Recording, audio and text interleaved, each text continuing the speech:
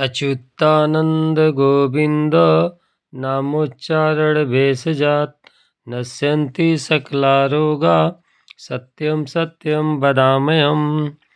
पुत्रदा एकादशी। युधिष्ठिर ने पूछा, मधुसूदन, श्रावण के शुक्ल पक्ष में किस नाम की एकादशी होती है?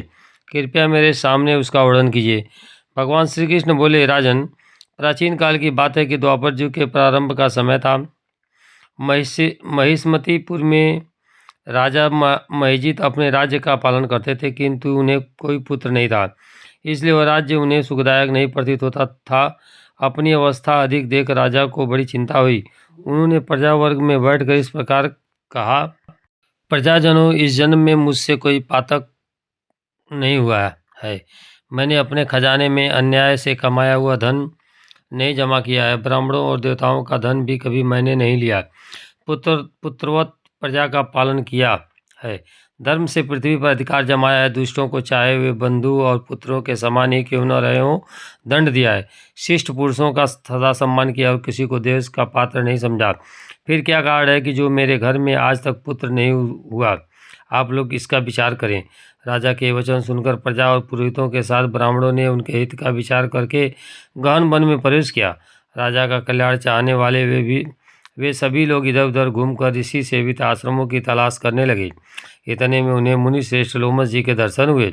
लोमस जी धर्म के तत्वज्ञ और संपूर्ण शास्त्रों के विशिष्ट विद्वान, दीर्घायु और महात्मा हैं।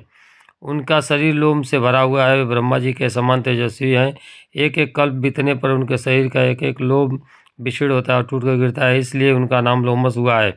वे महामुनि तीनों कालों की बातें जानते हैं। उन्हें देखकर सब लोगों को बड़ा हर्ष हुआ। लोगों को अपने निकट आया हुआ देख लोमस जी ने पूछा, तुम सब लोग किस लिए यहाँ आए हो? अपने आगमन का कारण बताओ। तुम लोगों के लिए जो हितकर कार्य होगा उसे मैं अवश्य करूँगा। प्रजाजनों ने कहा, ब्राह्मण, इस समय महिजित नाम वाले जो राजा हैं उन्हें कोई पुत्र नहीं है। हम लोग उन्हीं की प्रजा हैं जिनका उन्होंने पुत्र की बात पालन किया है।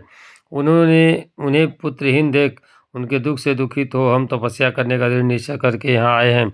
द्विजोत्तम, राजा के भाग्य से इस समय हमें आपका दर्शन मिल गया है।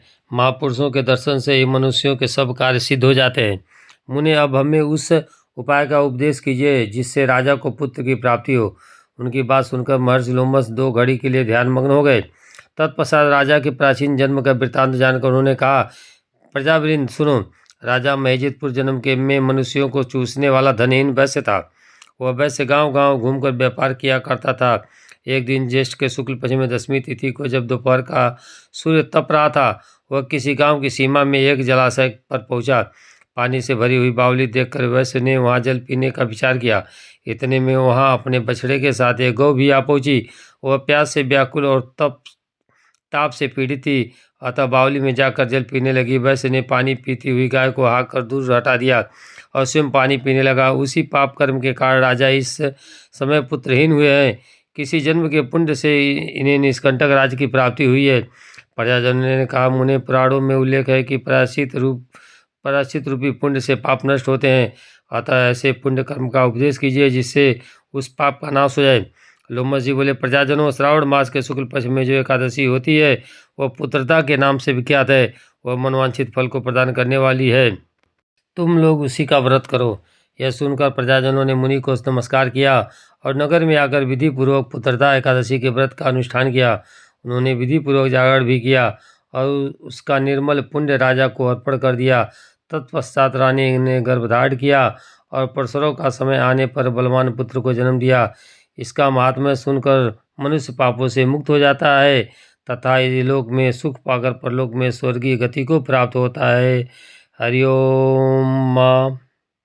हरिओम। नारायण नारायण नारायण।